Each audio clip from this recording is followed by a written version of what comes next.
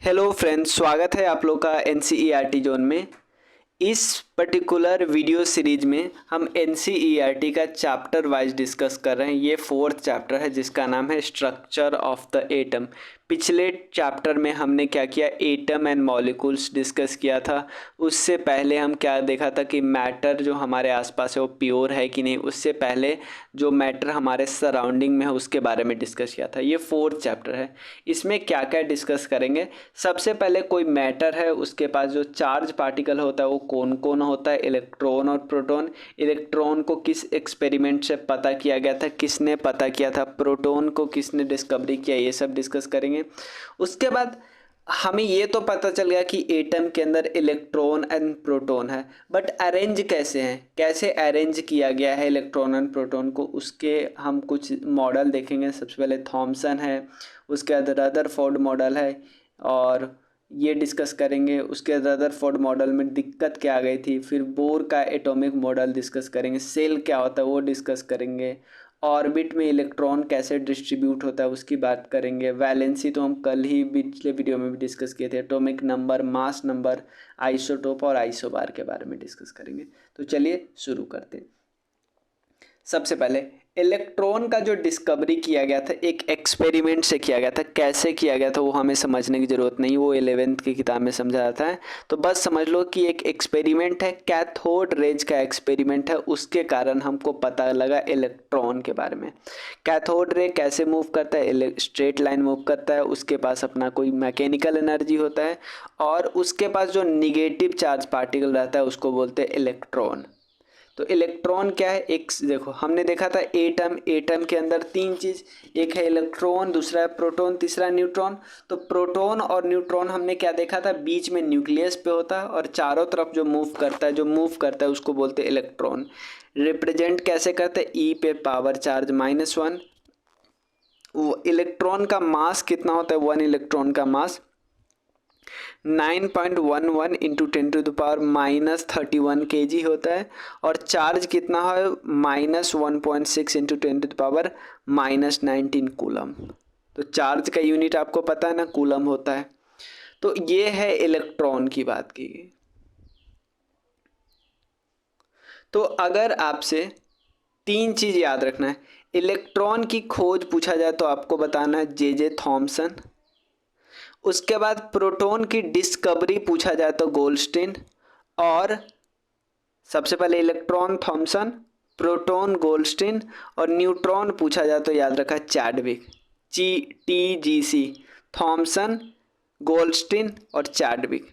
और जो प्रोटॉन का डिस्कवरी किया गया था इलेक्ट्रॉन का कैथोड रे एक्सपेरिमेंट से, इसका कैनाल रे एक्सपेरिमेंट। क्या है, कैनाल रे एक्सपेरिमेंट। इसका मास कितना है, इसका मास है 1.67 इंटू 10⁻24 kg। ठीक है।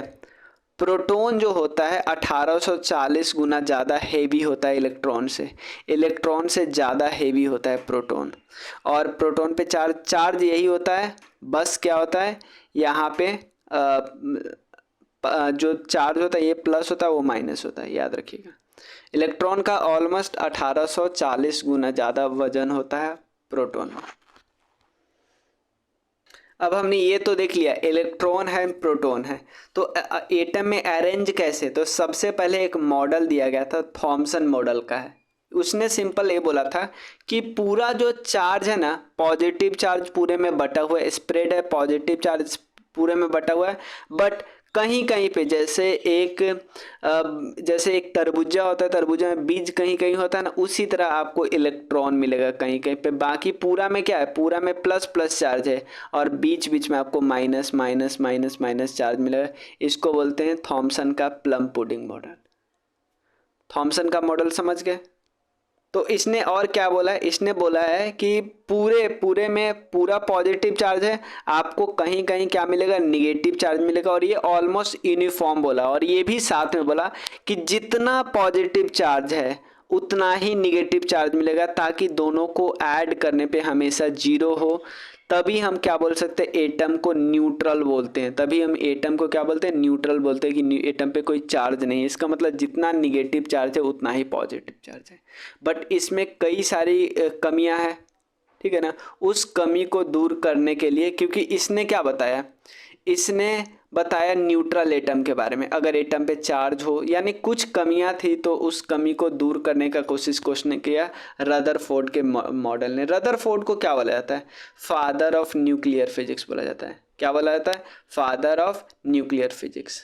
आप थ्योरी में बच जाइए, बट इसने क्या किया, ये सीधा क्या किया वो मैं बताता हूँ। ये दो चीज़ लिया है, गोल्ड फॉयल लिया और बहुत सारे अल्फ़ा पार्टिकल को ये क्या कर रहा था, छोड़ रहा था। तो अधिकतर केस में अल्फ़ा पार्टिकल आराम से पास कर जा रहा है, उससे कोई रुकावट ही नहीं आ रही। बट कुछ केस में क्या हो रहा था, अल्फ़ा पार्टिकल कुछ डिफ्लेक्ट होता है और हर 12,000 में से एक केस ऐसा हो जा रहा था कि वो जिस रास्ते से जा रहा था उसी रास्ते से लौट के आ जा रहा था। तो इससे उन्होंने क्या बताया, इससे बताया कि एटम जो है ना पूरी तरह ऑलमोस्ट खाली रहता है, कि आराम से कोई जाता है घुस के चला जाता है। बीच में न्यूक्लियस होता है जिसके कारण ये क्या हो सकता है, अगर इसमें बीच में टकराया बिल्कुल तभी ये लौट सकता है इधर, अगर इसके आसपास टकराया तो बस क्या होगा, थोड़ा सा डिफ्लेक्ट होगा। तो सिंपल इसके अगर थॉमसन की बात मानते, थॉमसन तो क्या कर रहा था, पूरे में स्प्रेड है, पूरे में माइनस चार्ज है बाकी प्लस चार्ज है, उसके हिसाब से तो ये नहीं हो रहा था। ये क्या बोल रहा था कि बस सारा का सारा मेजॉरिटी सीधा चला जा रहा है, कुछ थोड़ा डिफ्लेक्ट हो जा रहा है और कुछ बिल्कुल रेयर जो ऐसा हो रहा है जिस रास्ते से जा रहा है उसी रास्ते से लौट के आ जा रहा है। अब इसने क्या क्या, इससे क्या क्या बताया, इसने एक्सपेरिमेंट से क्या क्या बताया कि पूरे एटम का अधिकतर स्पेस क्या है, खाली है तब ना गया, कोई रुकावट ही नहीं आया। उसके अलावा कुछ बीच में आपको कुछ पार्टिकल जो अल्फ़ा पार्टिकल के थे ना, इसका मतलब वो डिफ्लेक्ट हो गया। ये डिफ्लेक्ट हुआ इसका मतलब कहीं ना कहीं एटम के बीच में पॉजिटिव चार्ज है और कुछ कुछ ऐसा है कि जो बिल्कुल टकराया वो अपने ही रास्ते में लौट गया, 180 डिग्री पे बहुत कम हुआ। इसका इंडिकेशन यह है कि यहाँ पे पॉजिटिव चार्ज है, ठीक है। और इसका मतलब पॉजिटिव चार्ज है। और एक और चीज़ से साफ साफ पता चलता है, पूरे एटम का जो मास होता है ना, वो कहाँ कॉन्सेंट्रेटेड होता है, न्यूक्लियस पे कॉन्सेंट्रेटेड होता है, बाकी खाली होता है। तो रदरफोर्ड के एक्सपेरिमेंट से ये पर्टिकुलर चीज़ हमने समझा। और कुछ पॉइंट उन्होंने बताया था जो ऑलरेडी हमें पता है। क्या क्या बताया कि जो सेंटर पे कौन सा चार्ज है, पॉजिटिव चार्ज है, जिसको न्यूक्लियस बोलते हैं। सेंटर पे दो चीज़ है, प्रोटॉन और न्यूट्रॉन है। उसके बाद इलेक्ट्रॉन क्या करते हैं, चारों तरफ घूमता है। और साइज ऑफ न्यूक्लियस जो है ना वो पूरे एटम से बहुत छोटा है। मैंने आप लोगों को बताया अगर पूरे एटम का साइज देखा जाए तो 10⁻⁻10 रेंज का है, 10 मीटर रेंज का है। तो न्यूक्लियस क्या है, 10⁻⁻15 मीटर रेंज का है। क्लियर। अब बट रदरफोर्ड ऐसा तो नहीं है कि सब कुछ सही बता देंगे, इसके थ्योरी में भी कुछ कमी रहेगी, तभी एक अगला मॉडल आया होगा। इसमें क्या क्या कमी थी, एक कमी थी, सिंपल समझो, कोई चीज़ अगर बार बार घूमता रहता है तो क्या हो सकता है, इसकी एनर्जी अपना लॉस करता रहता है, यानी इलेक्ट्रॉन अपना एनर्जी लॉस करता रहता। और एक समय ऐसा आता है कि इलेक्ट्रॉन के पास अपना एनर्जी ही नहीं है तो इलेक्ट्रॉन भी न्यूक्लियस के पास ही गिर जाता है, क्योंकि न्यूक्लियस ही एक ऐसा चीज़ था ना जो इलेक्ट्रॉन को अपनी तरफ खींच के रखे हुआ था वहाँ पे, सीधा मान लो ग्रेविटेशन टाइप। तो एक समय में अगर इलेक्ट्रॉन के पास एनर्जी ख़त्म हो जाती तो गिर जाता ना।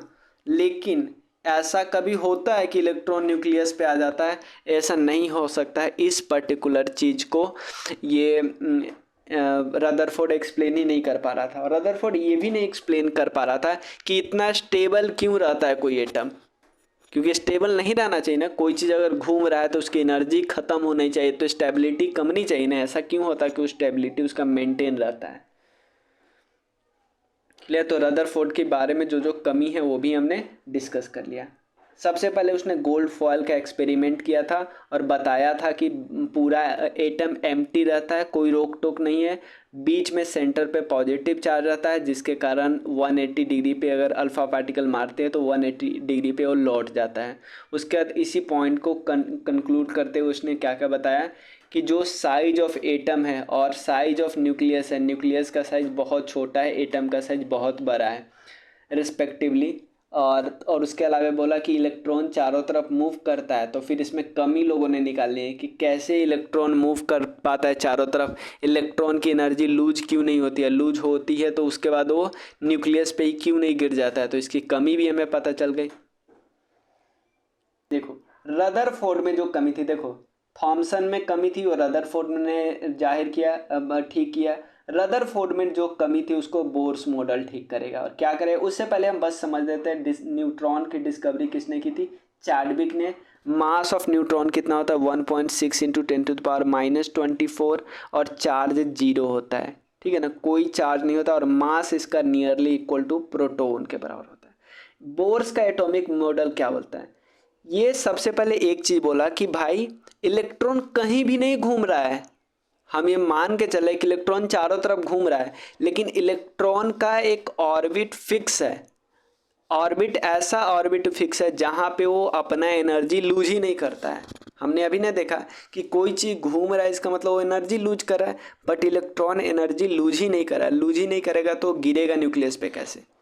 The electron revolves around nucleus only in certain selected circular orbit with definite energy and called energy cell या energy level। यानी अगर एक यहाँ पे ऑर्बिट है तो इसमें एनर्जी लेवल फिक्स है, यानी इलेक्ट्रॉन अगर इसमें घूम रहा है ना तो एनर्जी खत्म नहीं होगा। क्लियर ना। While revolving around the nucleus of an orbit, an electron does not lose energy। न लूज करता है न गेन करता है, गेन भी नहीं करता है बट लूज भी नहीं करता। ये अलग अलग सेल होते हैं, सेल को अलग अलग नाम दिया गया। पहले सेल ये न्यूक्लियस है, पहला सेल को के बोला जाता है, दूसरा सेल को एल, थर्ड को एम, फोर्थ को एन। और के को होता है n बराबर 1 पहला ऑर्बिट, दूसरा ऑर्बिट n बराबर 2, n बराबर 3, n बराबर 4। अब ये समझने वाली बात है, ये समझने वाली बात है कि every orbit is associated with a fixed amount of energy, so on gaining at certain amount of energy electron jumps to higher orbit. मान लो यहाँ पे कोई इलेक्ट्रॉन है इस ऑर्बिट में, क्योंकि न्यूक्लियस पे इलेक्ट्रॉन हो नहीं सकता। अगर के सेल पे है, के सेल पे इलेक्ट्रॉन है, अगर उसको एनर्जी मिली तो क्या हो जाएगा, जंप करके इस ऑर्बिट में आ जाएगा। और ज़्यादा एनर्जी मिली, जंप करके इस ऑर्बिट में आ जाएगा। और ज़्यादा एनर्जी मिली तो एनर्जी मिलते ही अपने हायर ऑर्बिट में वो जंप करके चला जाएगा। इतना क्लियर है ना, अपने हायर ऑर्बिट में जंप करके चला जाएगा। अब समझने वाली बात क्या है कि ये पहला ऑर्बिट है, ये दूसरा, ये तीसरा, चौथा। तो एक ऑर्बिट में इलेक्ट्रॉन कितने मूव करेंगे ये समझने वाली बात है ना। ये डिपेंड करता है एक फॉर्मूला पे, इसको फॉर्मूला का नाम है 2n²। n क्या है, नंबर ऑफ ऑर्बिट। अगर मान लो पहले ऑर्बिट की बात करते हैं इसमें, तो n क्या होगा, 1 होगा, तो 2 गुने 1 का स्क्वायर क्या होगा, 2। तो पहले ऑर्बिट में कितने इलेक्ट्रॉन मूव करेगा, सिर्फ 2। दूसरे की बात करते हैं तो 2 इंटू n², तो 2 गुने 2 का स्क्वायर क्या होगा, 4, यानी थर्ड में क्या होगा, 8 होगा। 2 सेकेंड में क्या होगा, 8 होगा। 2 2 4 2 6 2 8। क्लियर ना, यहाँ देख सकते हो कौन सा फॉर्मूला है, n²। तो पहले ऑर्बिट में कितने होंगे, 1 पे पावर 2 है, 2 पे पावर 2 है, 3 के पावर 2 कितना होगा, 9, 9 इंटू 2 18, फोर्थ में क्या होगा, 32। ठीक है। अब एक चीज़ समझ लेना, एक चीज़ समझ लेना, ऐसा नहीं यार किसी के पास इलेक्ट्रॉन है, किसी के पास मान लो इलेक्ट्रॉन ही है 6, तो ऐसा नहीं है पहला घर को छोड़ देगा और दूसरे घर में 6 भर जाएगा, ऐसा नहीं होता है। स्टेप बाय स्टेप चलना है। पहले पहला फ्लोर पूरा भरना चाहिए, तो 2 भर दिया, अब 4 ही बचा तो 4 दूसरे घर में भरना चाहिए। समझ में आया ना, यानी दूसरे घर में अभी भी कितने खाली है, 2 और 2 4 खाली है। क्लियर ना, स्टेप बाइज मैनर में चलता है। जैसे यहाँ पे एग्जांपल दिया, हाइड्रोजन के पहले घर में 1 है, हीलियम के पहले घर में 2 है। अब पहला फ्लोर ख़त्म तो दूसरे फ्लोर में आ गया 2 और 1 3, फिर 2 और 2, 2 और 3, ठीक है ना, 2 और 4, 2 और 5, 2 और 6, 2 और 7, 2 और 8, दूसरे घर में 8 आया। अब तीसरे घर में भी कितना होगा, 8 ही भराएगा। पहले घर में 2, दूसरे घर में 2, 8, फिर 8, ऐसे भराता जाता है। क्लियर ना। वैलेंसी मैंने आप लोगों को पिछले चैप्टर में समझाया कि कितने आउटर मोस्ट सेल में कितने इलेक्ट्रॉन है, उसको उसकी वैलेंसी बोलते हैं। ये कौन से किसने दिया था? बोर्सबुरी स्कीम के थ्रू ये बताया गया था, बोर्सबुरी। एटॉमिक नंबर क्या होता है? ये बहुत आसान चीज़, बहुत समझना बहुत आसान है। एटॉमिक नंबर किसके बराबर होता है? अगर कोई एटम है, एटम है तो उस एटम में कुछ प्रोटॉन होगा, कुछ इलेक्ट्रॉन होगा, कुछ न्यूट्रॉन होगा। तो अगर बात कर लेते हैं, अगर कोई एटम है, अगर मान लो कार्बन की बात करें तो कार्बन में का एटॉमिक नंबर कितना है? 6। एटॉमिक नंबर कैसे आया कार्बन का 6? एटॉमिक नंबर कार्बन का 6 इसलिए आया क्योंकि कार्बन के पास प्रोटॉन है 6। तो जितने नंबर ऑफ प्रोटॉन होगा वही उसका एटॉमिक नंबर होगा। क्या होगा? जितने नंबर ऑफ प्रोटॉन होगा वही उसका एटॉमिक नंबर होगा। तो अब कार्बन में इलेक्ट्रॉन कितने देखते हैं? क्योंकि कार्बन एक न्यूट्रल एटम है, उस पर कोई चार्ज नहीं है, तो जितने प्रोटॉन होंगे उतने ही इलेक्ट्रॉन होंगे। कार्बन एक न्यूट्रल एटम है, तो जितने पॉजिटिव चार्ज होंगे उतने ही निगेटिव चार्ज होंगे, तो प्रोटॉन और इलेक्ट्रॉन बराबर बराबर होगा। ठीक है ना? तो एटॉमिक नंबर किसके बराबर होता है? नंबर ऑफ प्रोटॉन के बराबर होता है। याद रखिए, नंबर ऑफ इलेक्ट्रॉन के बराबर नहीं। नंबर ऑफ इलेक्ट्रॉन तो इसलिए बराबर हो जाता है ना क्योंकि वो उस कार्बन पे कोई चार्ज नहीं है। ठीक है, कार्बन के एटॉमिक नंबर है क्या? 6। अब मास नंबर समझते हैं। मास नंबर क्या होता है? मास नंबर या इसको एटॉमिक मास भी बोलते हैं। समझो, ये कोई एटम है, जैसे यहाँ पे लिखा है 6, यहाँ पे लिखा होता है 12। इसका मतलब कोई एटम है, नीचे जो लिखा होता है वो लिखा होता है एटॉमिक नंबर, ऊपर जो लिखा होता है मास नंबर।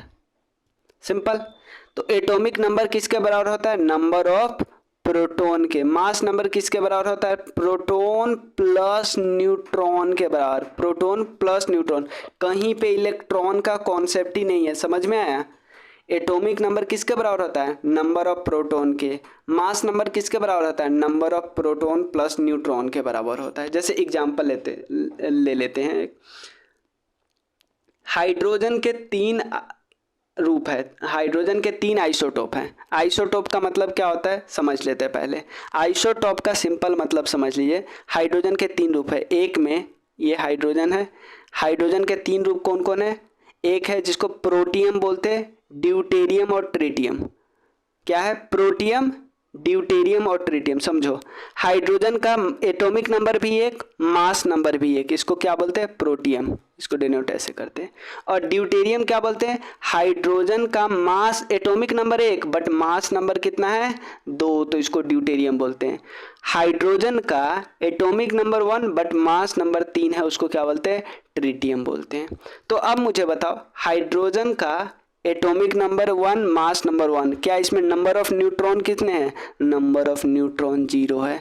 तो हाइड्रोजन, और हाइड्रोजन में से ही हाइड्रोजन का मात्र एक आइसोटोप है जिसका नाम प्रोटियम है, उसके पास न्यूट्रॉन नहीं है, उसका न्यूट्रॉन 0 है।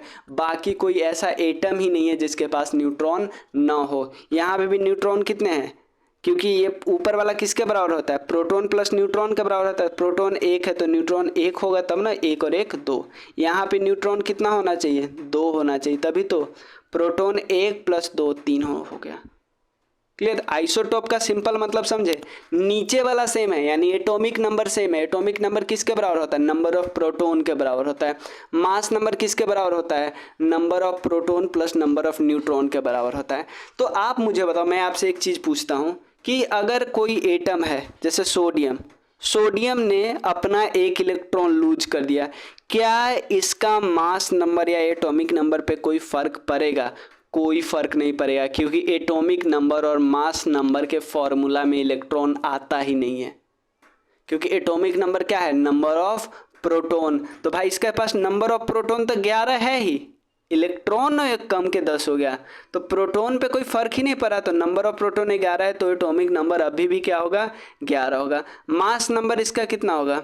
मास नंबर जितना इलेक्ट्रॉन है जितना प्रोटॉन है और जितना न्यूट्रॉन होगा, इन दोनों का बराबर होगा। क्योंकि इलेक्ट्रॉन कम हुआ है, प्रोटॉन और न्यूट्रॉन पे थोड़ी कोई फर्क पड़ा है। तो इलेक्ट्रॉन किसी पे, अगर याद रख रहा है कोई अगर कि चार्ज वाला है, आयंस वाला है, तो उसके एटॉमिक नंबर मास नंबर पे कोई फर्क ही नहीं पड़ेगा। अब आइसोटोप हम समझिए, एटॉमिक नंबर क्या है? सेम है बट मास नंबर अलग अलग है। तो कई आइसोटोप के काम देख लेते हैं। पहले यूरेनियम, यूरेनियम के क्या काम है, न्यूक्लियर रिएक्टर में एज ए फ्यूल की तरह यूज होता है। कोबाल्ट का क्या काम है, कोबाल्ट का काम है कैंसर में यूज होता है रेडिएशन थेरेपी के रूप में। आयोडीन के आइसोटोप का क्या काम है, घेंघा रोग या ग्वाइटर रोग में मदद करने में होता है। उसके अलावा कार्बन 14 आइसोटोप क्या है, ये किसी चीज़ के वुडन आर्टिकल के एज को बताने में, रॉक के एज को बताने में काम आता है। आइसोबार क्या है, आइसोबार समझ लो। आइसोबार क्या है, इसमें पिछले वाले में क्या देखा था, atomic number same but atomic mass उसमें सेम नहीं था, बट इसमें एटॉमिक मास ही सेम है, ऊपर वाला सेम है, नीचे वाला सेम नहीं है। एग्जाम्पल ले लेते हैं, दो एलिमेंट लेते हैं, एक कैल्शियम ले लेते हैं, एक ऑर्गन ले लेते हैं।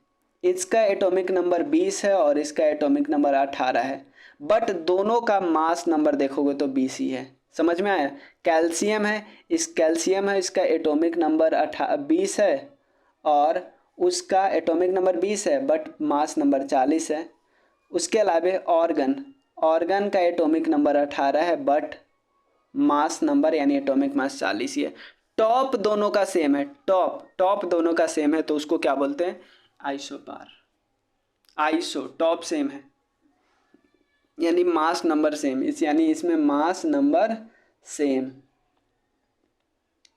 इसमें क्या होता है, आइसोबार में, आइसोटॉप में एटॉमिक नंबर सेम। तो आइसोटॉप में एक चीज आप देख सकते हो कि न्यूट्रॉन क्या होगा, अलग अलग होगा, न्यूट्रॉन अलग अलग।